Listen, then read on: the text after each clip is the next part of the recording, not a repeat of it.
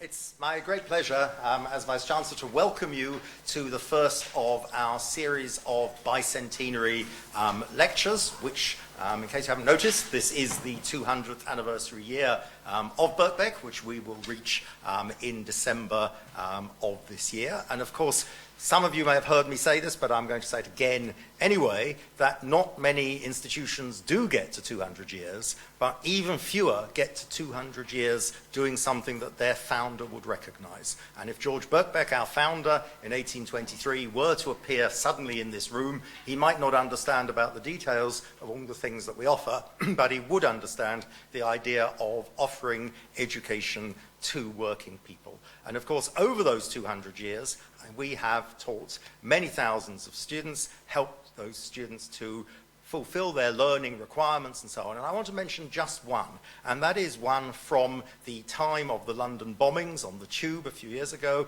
We had a student who was a tube driver who was driving the tube behind the one that was bombed in Edgware Road. He led all his passengers to safety, and the focus fell onto him as somebody who became well known in the media. He left school at 16 with no qualifications whatsoever, went via various things through the trade union movement to study for a bachelor's degree in the Open University. At the time of the bombings, would you believe, was doing a master's in contemporary politics at Birkbeck and subsequently did a PhD at Birkbeck.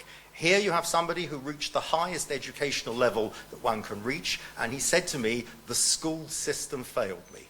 That is what Birkbeck is all about. But of course, we also need to learn what other people are doing. We also need to understand the interface between primary and secondary education and our own tertiary education. And that is why we are privileged and delighted to have with us Sir Paul Marshall to deliver the first of our bicentenary lectures. Paul, of course, is distinguished in the world of venture capital, but also tremendously in the world of widening participation and opportunity for all in education. He founded the ARC charity specifically for that purpose, and his experience is indicated really in his title, the lessons that he's learnt from 2 decades of investing in inner city education. It's a great pleasure and privilege for me to call on Sir Paul Marshall to deliver the first of our bicentenary lectures.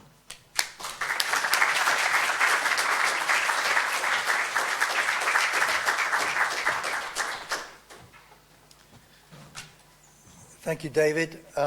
It's a real... Well, I'm here amongst friends, first of all.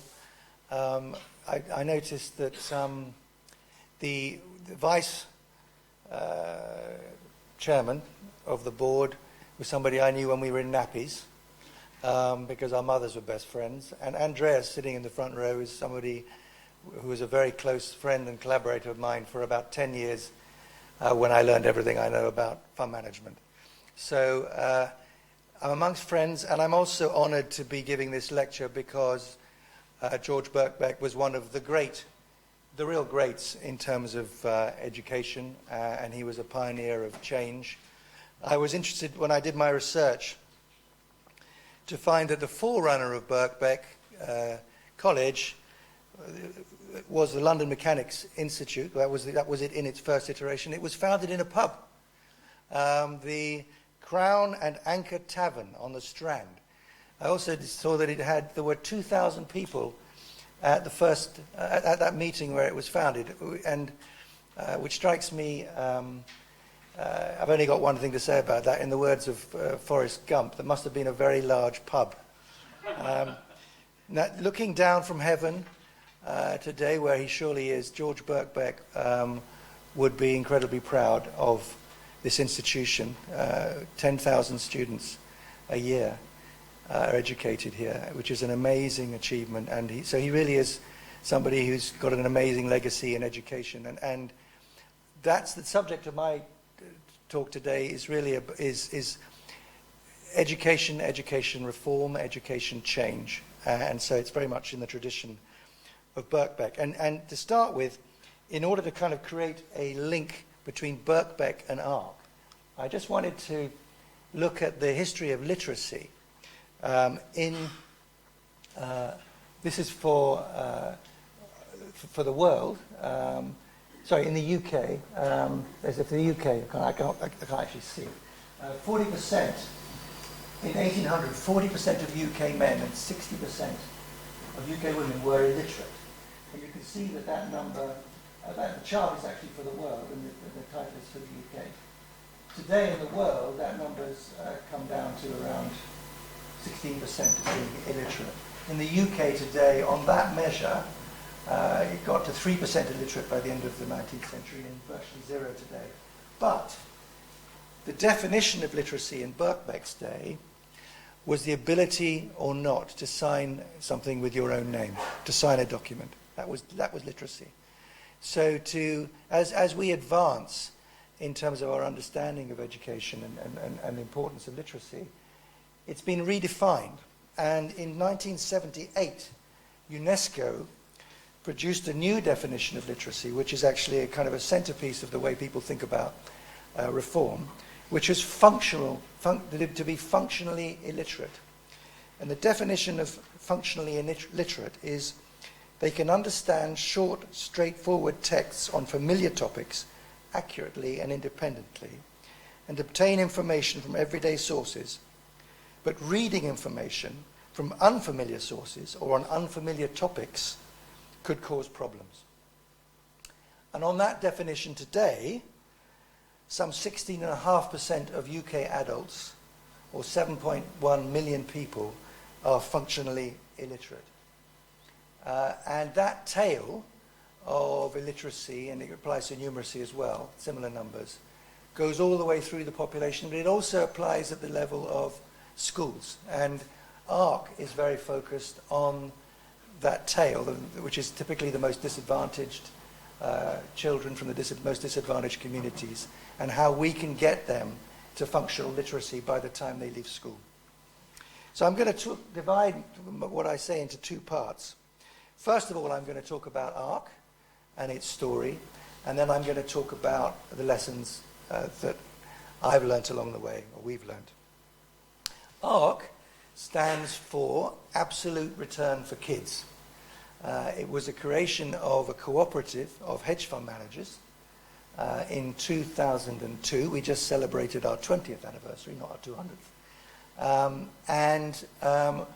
We wanted to use what we'd learnt in the hedge fund world to apply to the philanthropic world. Basically, a lot of stuff around data and finance in particular. And we actually started not in education at all.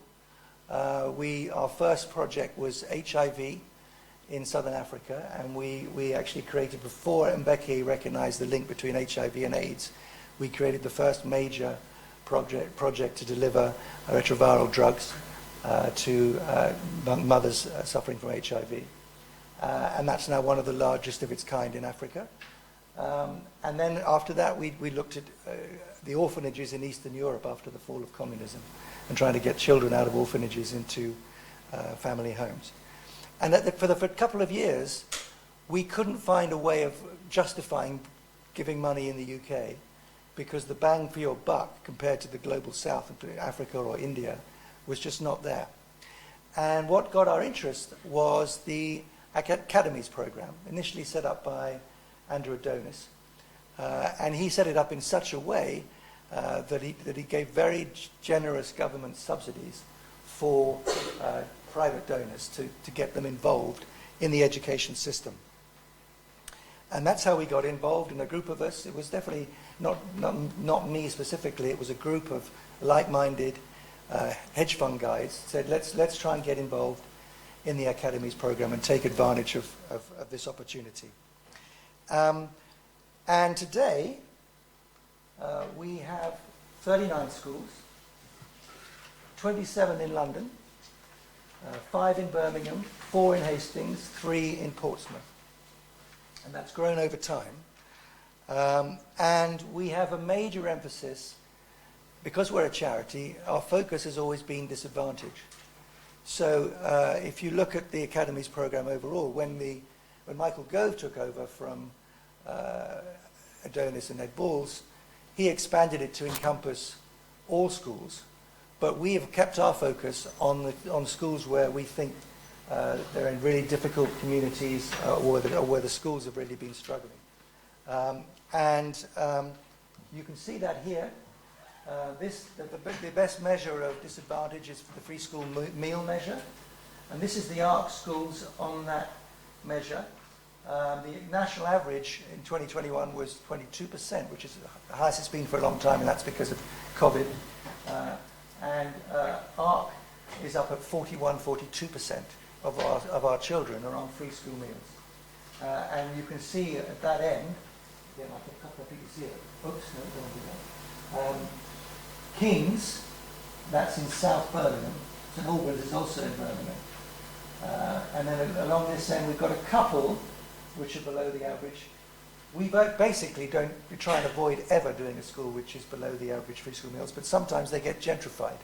Well, when we've been there for a while, people start moving, middle-class families start moving in around the school.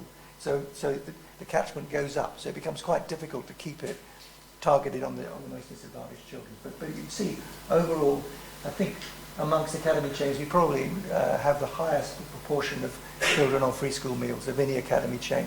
And that's because our focus was always charity. And then the second interesting measure is English as an additional language, where again, we're way, way, way above the national average. But the interesting thing here is that this is not necessarily a measure of disadvantage. One of the most interesting statistics in English education is that children who start primary school with English as their second language are on average better performers. They have a higher level of attainment when they leave the primary school than children who start with English as their first language. And I'll get onto this later when I talk about some of the lessons learned. But that is an amazing statistic. And that's because essentially the white indigenous population are underperforming immigrant populations significantly at school level. My own journey in this, just so you understand my kind of the experience I've been able to have.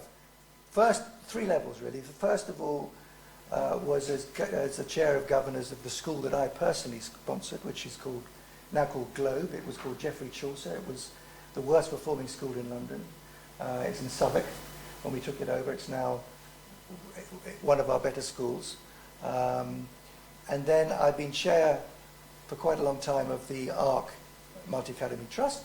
And then between 2013 and 16, I was lucky enough to be the lead non-executive director at the DFE with Michael Gove. So I got a chance to see educational reform from the kind of bird's eye view, like at a macro level. And it's from those 3 types of experiences that I'm now going to talk. And I should say also, and you will have already thought this, well, these guys were completely unqualified to get involved in education. What were the qualifications that a bunch of hedge fund guys had in 2004 to think that they could run a school? None. But sometimes lack of qualification is an advantage because it means you have no baggage and no biases. So what we did is we said, well, who does this well? Where can we learn from people who actually do this well? At the time, the only place where you had a model really was the United States, where you had the charter school movement, which had been going for a couple of decades actually. And it's a state-based movement similar to academies. And there were a number of extremely successful charter school chains in the United States. KIPP is probably the most famous. Uncommon Schools, Achievement First. And we went and spent time and we looked at these schools and what they had in common. And I can still remember my trip to KIPP in the Bronx on a very wintry day, 2003. It was snowing. It was deep snow outside. It was a big tenement building. I was taken up in a lift to see this extraordinary school. Came out of the lift and there was disorder, disharmony, lots and lots of noise. I said, well, this can't be KIPP, after all I've heard about it. And they said, no, I'm terribly sorry, we've come out on the wrong floor. The building included a whole bunch of different schools, and that was another school. So we went up 2 more floors and we were in the KIPP school. Orderly, harmonious, peaceful, amazing learning in the same building. And we looked hard at KIP and at the other schools, and we took back some of the lessons. Possibly the most contrarian one was the fact at the beginning of every class at KIP, they recited mantras. So the kids would all stand up and recite a variety of mantras. The mantra of KIP was actually work hard, be nice. But often they were much longer than that. So we said, well, why don't we try and do that in England? And so we took it back, and that's kind of terribly un-British, right? To ask the children to stand up at the beginning of the class and recite something in unison. But we did it. And then we discovered that there was one other, the most successful school in Britain at that time, called Mossbourne Academy, run by Michael Wilshaw. They did exactly the same thing. And so it was a lesson that there are lessons you can take from other places where they do things well, even if it is intuitively makes little sense. It can be the right thing to do. We developed during that period, if you like, of research, a framework of 6 pillars, the 6 foundational principles that we wanted to apply in our schools. I just want to say a word about these. The first one was high expectations. High expectations were essential because most of the children we were dealing with came from homes or communities where there were very low expectations. They did not expect to go to university. They did not expect to get good grades. They did not have high opinion or expectation of education. And so you have to knock that completely on the head, which is what we did. And one of the ways we did that is, which we learned from America as well, is you stuck the emblem of the university that the teacher went to on the door above the classroom. So every child knew that they had a chance of going to university, just like their teacher had done. Now, we don't actually insist that every child does go to university, but we do want them to have a belief that education can open just any kind of door to them. And it is a daily battle, because in some of our communities, particularly I'd say the coastal towns, they go home and they get a diet of what's the point of going to school? Wasted time. Just, knocking. So a constant negative diet of low expectations. So we have to reverse that every day in the school. The second piece is good behavior. Again, most of the children, or many of the children at ARC schools, have to relearn or learn for the first time social norms. They live in a world which is chaotic, violent often, threatening, and they need a world which has got frameworks, order, and that gives them reassurance. So the middle class in this country would scoff at the notion that children have to queue up silently in corridors before they go into the classroom, or that there is no excuses around behavior. But children from disorderly environments absolutely love it. They need it. So providing that kind of order is absolutely vital. And in many ways, in the first years, we took a view that before you sorted learning at all, you had to provide a framework of good order and sort out the behavior. That was kind of year 1, sort out behavior. Year 2, start worrying about attainment. The third piece, know every child. Know every child is a gentle word that Lucy, or phrase that Lucy developed, our CEO, who's here, I suppose, to describe what we're doing. But a big part of it is the idea of assessment. And this is where the data comes in from our hedge fund background, if you like. There is an enormous amount of data in the education world. It's actually amazing how much data there is, but data can be threatening to people. You've got to be careful how you use it. But with the data, you can actually know for every child, in every subject, in every classroom, every day, how they're doing. And if you use the data well in an unthreatening way, you can be helping every child catch up, making sure nobody is ever left behind. And you can also deal with every weakness in a teacher.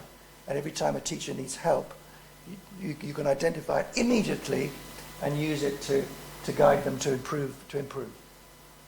The fourth one, depth before breadth. And this was absolutely key in 2004 when we started, because you have the ability in the academy system, model to vary your curriculum and your use of hours during the week. And we understood from the beginning that unless pupils had a mastery of English and maths, they really wouldn't be able to master everything else. So instead of the normal national average of 6 to 8 hours out of 32 on English and maths, we did more like 12, or do more like 12. So a third of the week is just English and maths, so they can master them. And then everything else will open up to them. So that was absolutely key. Fifth, great teachers. My view is that you can get to good in terms of your school with average teachers. You cannot get to great without great teachers.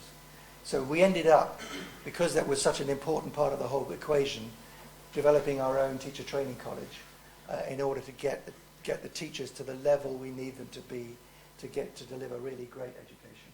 And finally, always learning.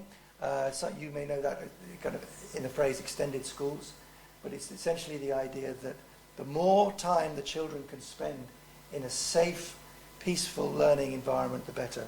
That's why we do breakfast clubs. We try and give them as much time as they possibly can on the school campus to mirror what you get at private schools. So there's plenty of evidence that extended schools are very, very helpful in delivering good results. So those are our 6 pillars. And so what have we achieved through all of that? So this is, first of all, primary school attainment. And what the chart shows is the point on the left is where the school was when we started.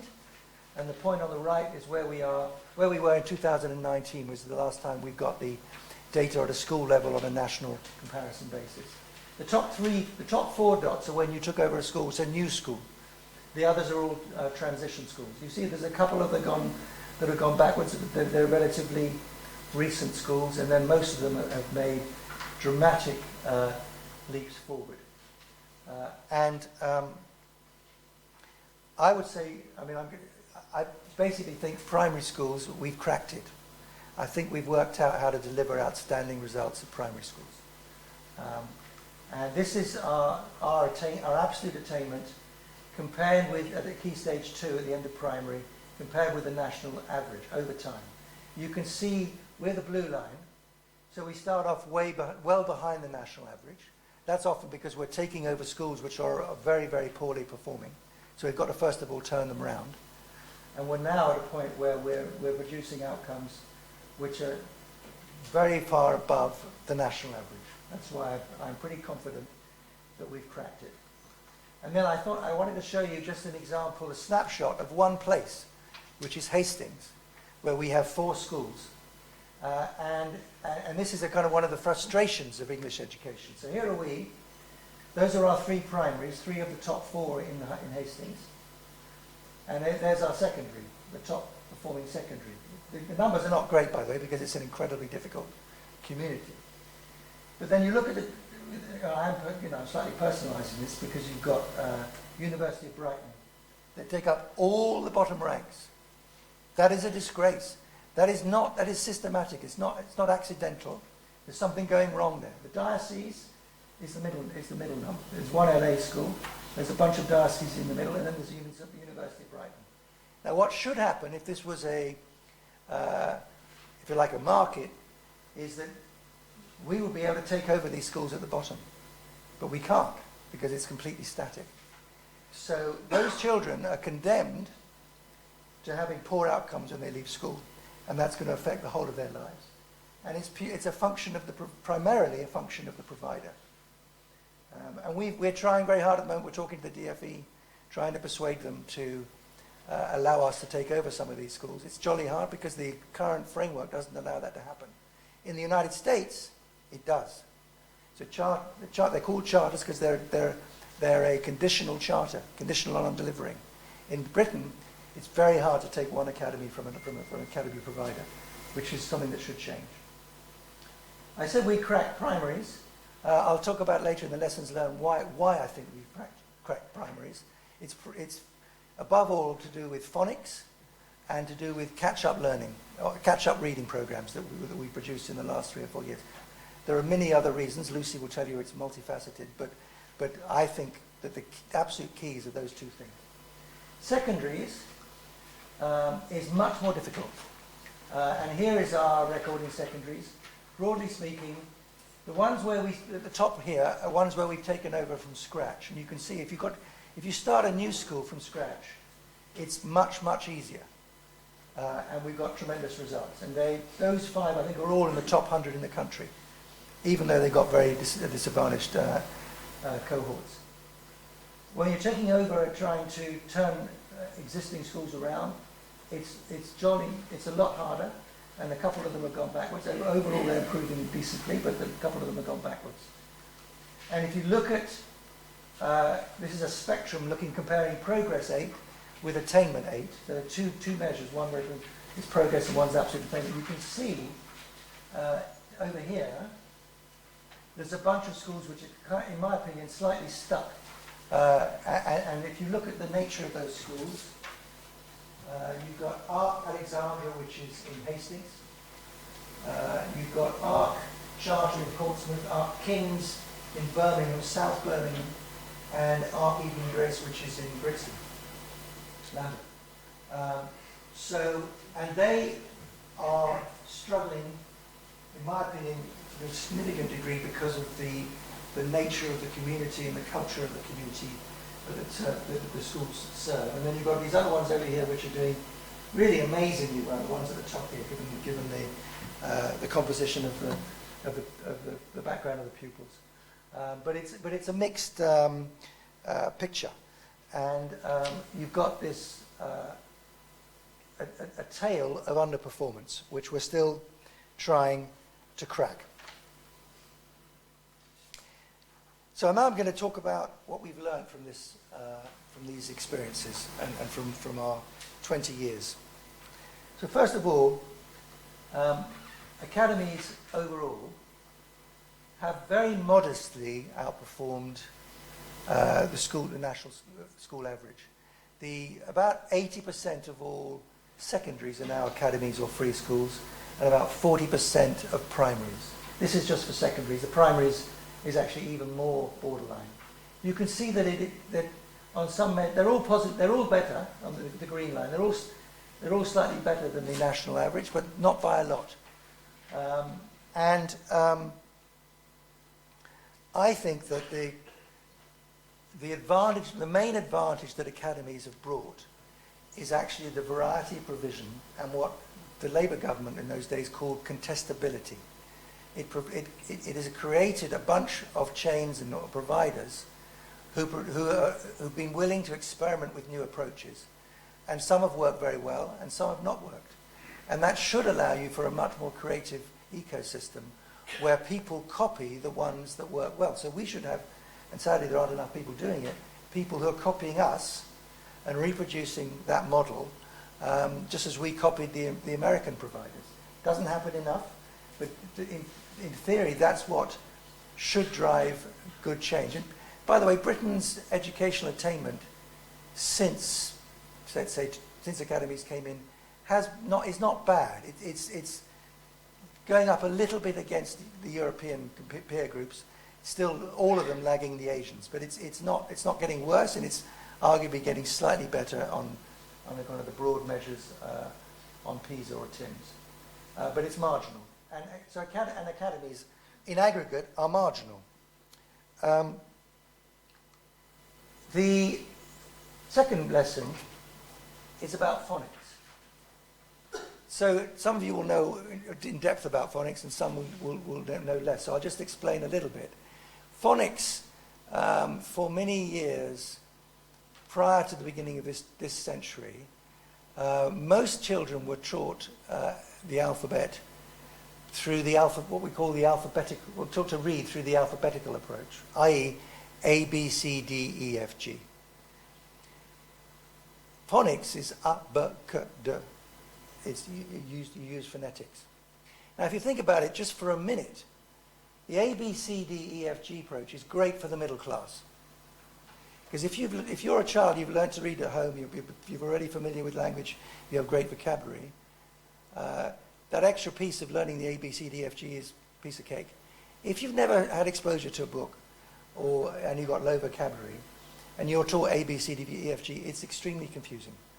So in 2005, they make it mandatory that synthetic phonics came in. There are many ways of providing synthetic phonics, but I believe it is possibly the biggest improvement for education that's happened in the last 20 years. And ARC make an enormous effort to get this right. And these are our results each year compared with the national average. At the end of year one, this is the proportion of pupils who passed phonics. Basically, all our pupils pass phonics unless they've got a learning difficulty, more or less. And that is 10 to 15% better than the national average. That 10 to 15% is absolutely crucial, because if you start falling behind, if you're part of that 10, 15% who should be passing but don't, you lag. You get frustrated, you get angry, you get harder to teach. And for me, that just goes on and on and on. And the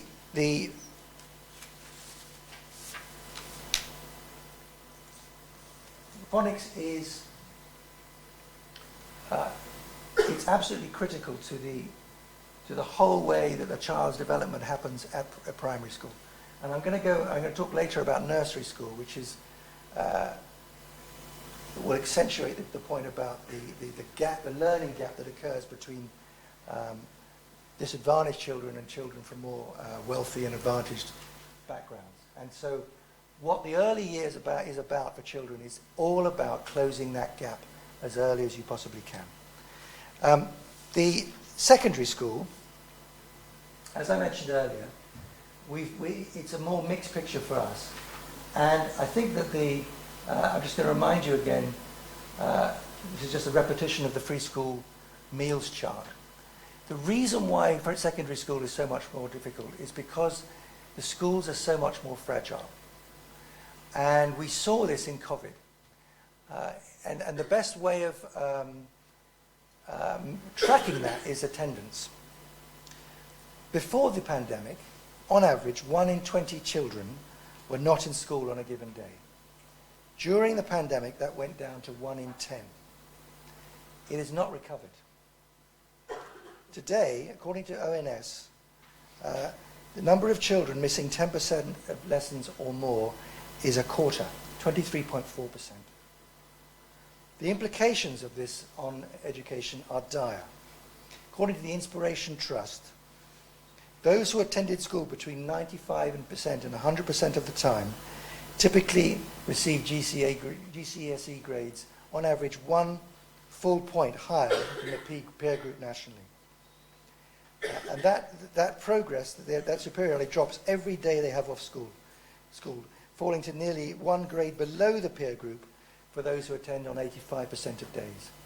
So attendance has declined very, very significantly. Persistent absence has gone up massively. And who is it that's suffering? It's the poor. So amongst the other real disasters from the COVID lockdown are its impact on disadvantaged children who've been stuck, who are in many cases stuck at home in very difficult settings, and not allowed, locked in flat and small confined spaces, no room to play, and their education has suffered enormously. So we're going to have a generation that's going to go out into the world whose attainment is going to have been materially lower than it should have been because of the lockdowns. Mental health is another area where there's been a huge escalation of problems. It's difficult to quantify. And ARC has suffered in that. So I was very worried during those 2 or 3 years about our attainment. Fortunately, it's bounced back. But wherever we had any weaknesses in our school leadership, we saw the attainment of those schools fall meaningfully. So there is a fragility in the secondary schools where you have a weak community background, which is very hard to get rid of. And you can only deliver if you have totally sustained great leadership and great performance all the time. The fourth lesson is nursery schools. I mentioned phonics earlier, and I want to go back even earlier than primary schools. Phonics is the main reason why I think our primaries do so well. But we at ARC realized that we started with just doing secondary schools.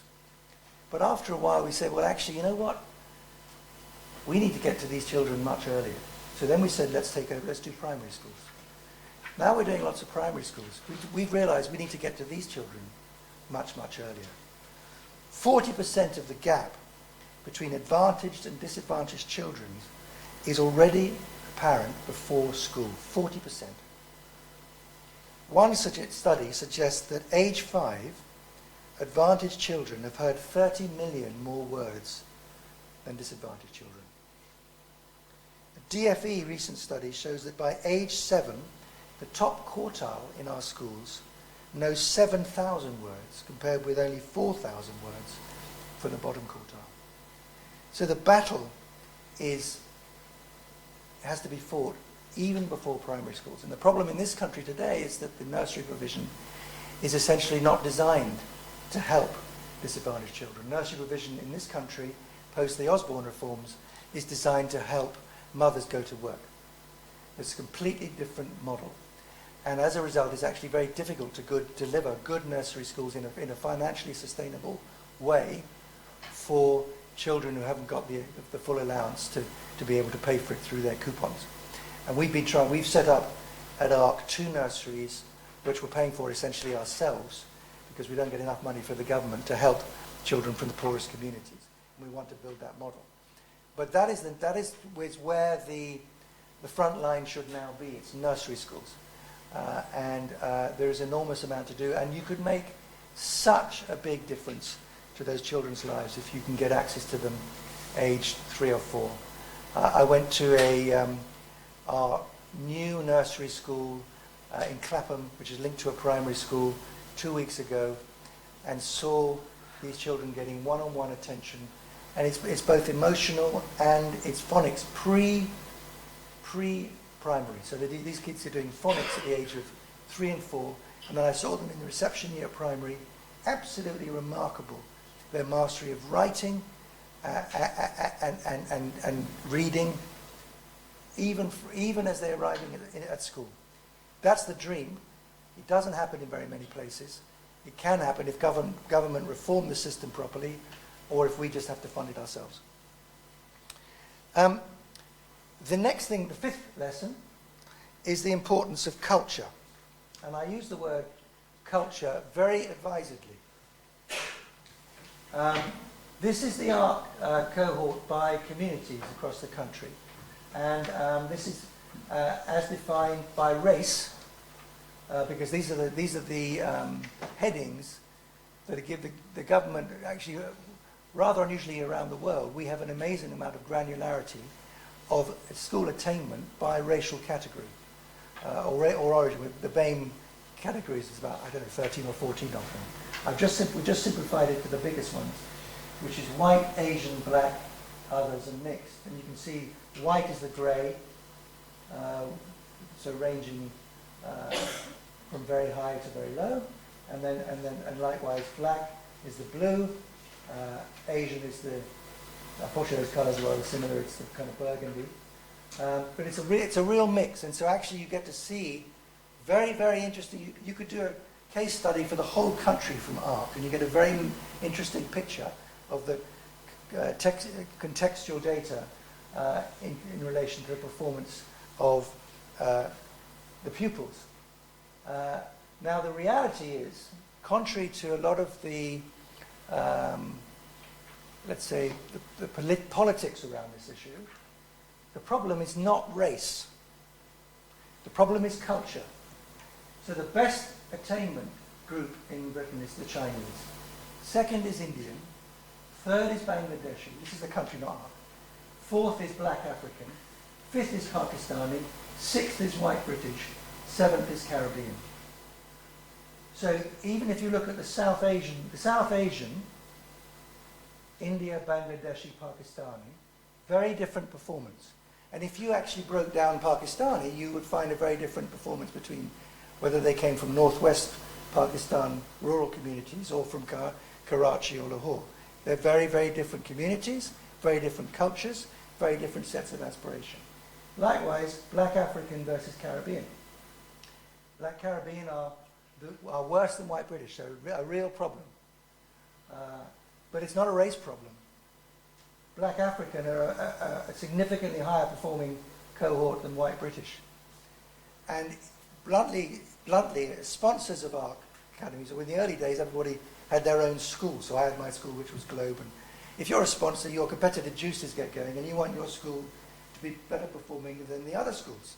So lo and behold, you actually wanted your school to have lots of Indian, Bangladeshis, and Black Africans. You didn't want white British. And that's the reality of education in this country. It's very it's what the Tony Sewell report showed. But that was a very unpopular report because it showed something contrary to the popular narrative.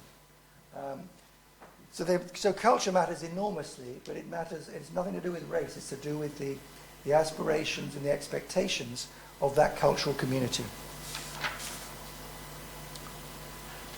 My sixth lesson is the uselessness of Whitehall. I use the term Whitehall advisedly, so I'm trying to encompass both the politicians and the civil servants. The average length of tenure of a Secretary of State since the war, I would ask you all to have a little guess in your head what you think it is before I tell you. The average length of tenure is 2 years. That gives you, basically, most of them know nothing about education before they take the job up. They know enough, we all know something about education because we all went to school and university. That's what they all know, and we all care about education, and they all care. But most of them know nothing of any depth. So they take a year to learn, and then a year they might do something useful, and then they're gone. And you can actually, probably the Secretary of State who made a difference were Kenneth Baker, David Blunkett, Andrew Adonis, who wasn't Secretary of State, and Michael Gove. And everybody else was pretty much irrelevant and did virtually nothing. And in their absence, the civil servants don't do anything either. And having seen them firsthand, they're pretty weak. And they don't take initiatives. They don't help solve the problems that we're trying to solve.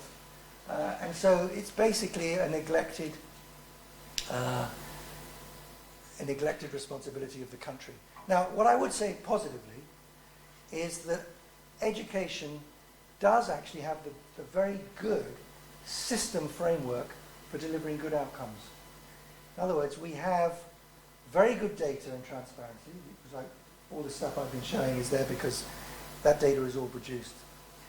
We have good accountability through Ofsted, and we have, in particular, and good powers of intervention.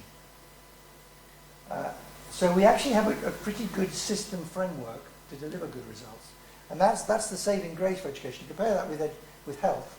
There's no data, there's no transparency at all about anything that's going on in the health system, and there's no accountability, because they got rid of that under Andrew Lansing's reforms.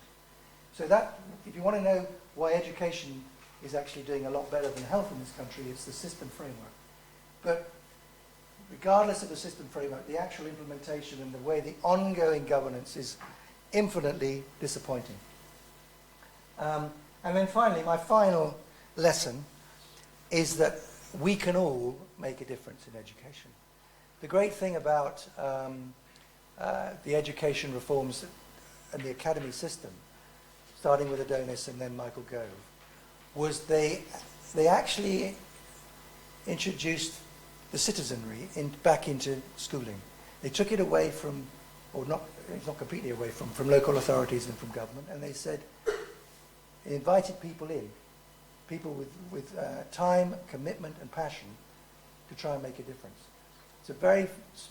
It's actually, I think, one of the most significant reforms of the last 50 years in any domain. They really opened up to citizenship.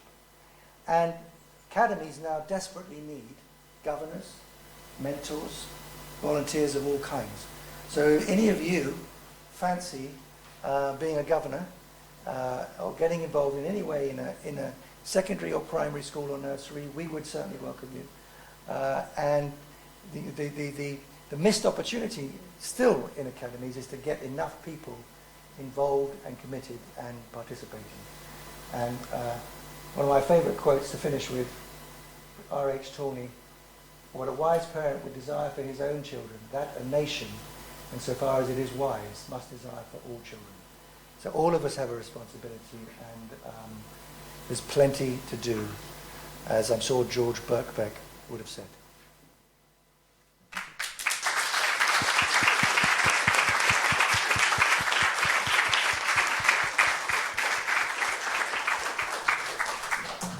I'm going to have a vote of thanks for Paul in a few moments, and I think he's amply justified that. But we do have a few moments for questions if people would like to ask Paul anything. Yes? I think possibly a difficult question. If you could roll out the art model throughout the nation, how much do you think it would cost? And what is the education budget in India? I don't know what that number is. Well, there would be no incremental cost to rolling out the art model, in the sense that the government pays for it. So the only way to roll it out nowadays, there isn't so much capacity to create lots of free schools, or to create new schools. What you'd be doing is taking over existing schools. So, and we've had a lot of debate internally all the time about whether we should expand aggressively. The difficulty is, like with a business, you expand too aggressively, your performance goes down. So the rollout incrementally wouldn't cost anything. The national educational budget, what is it, 6% of government spending, which is 40, 20, it's about 5 billion? No, must be more than that. No. It's government, 50 billion. 50 billion. I think it's 50 billion. Something like that. Maybe I can ask you one, Paul. We had a survey in Birkbeck about why students drop out. And a lot of it was about the wrong course, the wrong whatever. But the thing that came over very strongly was family support. If when you go home, your partner says to you, where the hell have you been, and the kids or whatever, you're more likely to drop out than if your partner says, how did it go today, and whatever. So I just wondered, you sort of hinted about Hastings and things about support but you didn't really go into that. So maybe, have you tried to take action to sort of get the parents in the schools more involved? Or? So it's a great question, and it's one we debate a lot. We do not have a formal, consistent program in terms of the parental outreach in every school across the network which we enforce. However, where most of our primary schools in particular make a point of knowing and visiting every family of every child. And the most interesting one is that our primary John Archer, which is in Clapham, which I visited, as I went to one I visited 2 weeks ago. They were set up, we took over the school, which was a failing school, just before COVID. When COVID happened, the teachers, and it had a very low roll, so it was unprofitable, it was a very borderline school. The teachers, all of the teachers in that primary, went to the estate, it was one big estate near the school. Not only did they visit all the parents, they actually taught the children from the doorstep. And the fact of doing that created an incredible bond with the community, which is now we're getting very, very good oversubscription to the school, as you can imagine. That's the best example. And I actually think that we can learn from that we should be doing that. Wherever we can, we should know every parent well enough to be able to talk to them openly and honestly about the children, and ideally have visited them and know their homes. Yeah. Impossible at secondary school level, but at primary, very possible. Please. That was a really illuminating talk, and when you think about what's at stake, when you describe some of the sort of bottlenecks that there are in the system. The academy initiative was obviously, very welcome, but the idea that you couldn't take over those underperforming rivals must be very frustrating. And I wonder, obviously, it's sort of, you mentioned this is sort of bringing the citizenry into the equation. Obviously, in most normal sort of markets, you're actually bringing the customer into the equation. And if you can't take over the inefficient rivals, in most situations, where the customer's got some stake in the game, which obviously all the children of parents who can afford private schools, they benefit from this because they can shop around and they can afford to, drive that sort of very sort of superior performance by the schools and encourage that. The problem here is that you can't attract the customers from those underperforming schools, as you very eloquently put it. They're kind of doomed to failure by the system. And so, where I'm sort of heading towards, as you can no doubt guess, is could you ever see a situation where there was a serious consideration of putting more economic power in the hands of the parents through some form of voucher system? Obviously, we're sort of getting hints of what that might unleash in the university sector. We're not giving the students money, we're lending it to them, but that's obviously different from the grant system that it sort of came from. So I just, it's an age-old debate, it seems, and I just wonder whether, we could see that sort of system being increasingly encouraged, and because that can unlock these dynamic benefits that you're saying we're just being left on the table. Yeah, it's a great question. So obviously the first recourse of the customer is through the ballot box. But as you didn't say it, but the implication of your question is the problem. The voting is because you vote on many things. You're not going to garner enough votes just about education. So then you get to the coupons, and in theory, it's a great idea, and I think in theory I would completely support it.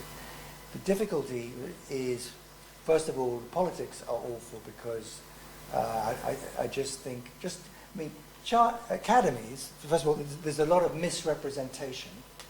So with academies, it's still represented by many on the left as somehow or other people like me making profits out of schools. If people present it as if they're there for profit. Nobody's doing this for profit. But it's presented like this, and coupons will be presented in a similar way. That's not a reason not to do it.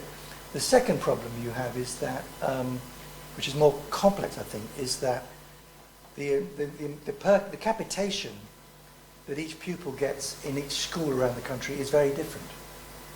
So, for example, inner London gets much more money than outer London.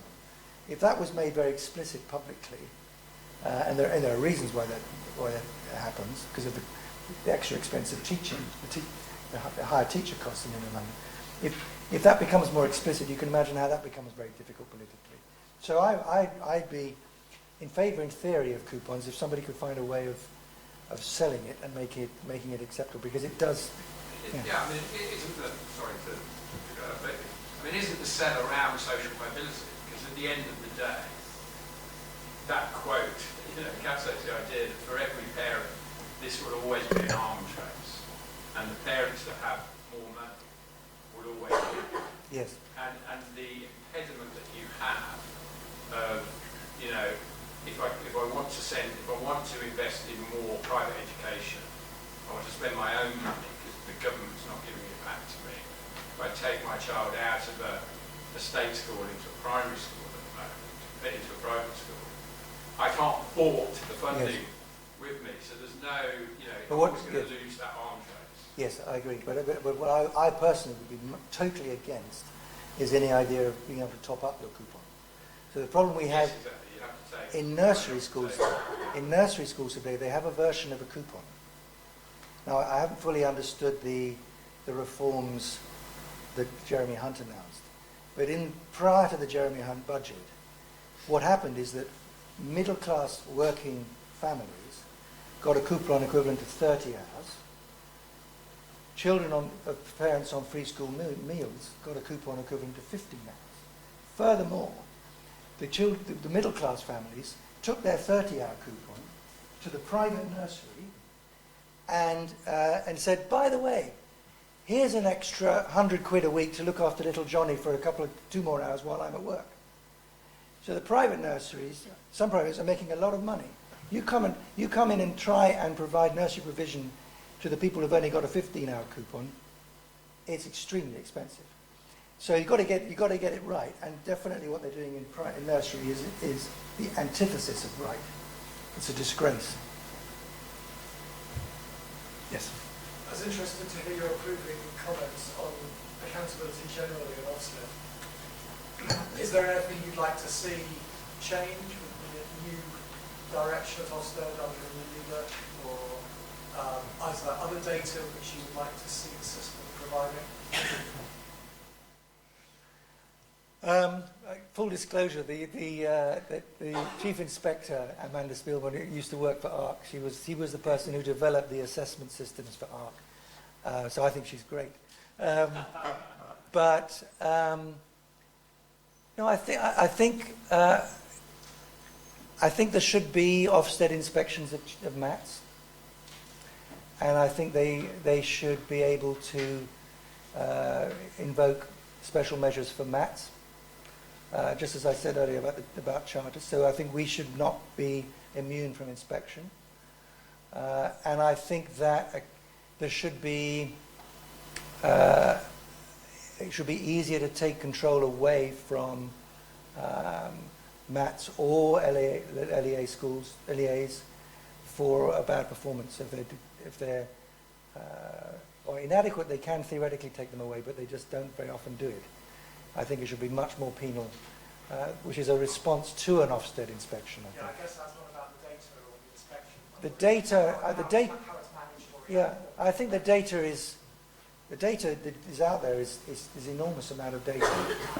So I think I don't see a massive need. I don't see any obvious enhancements to the data that are required.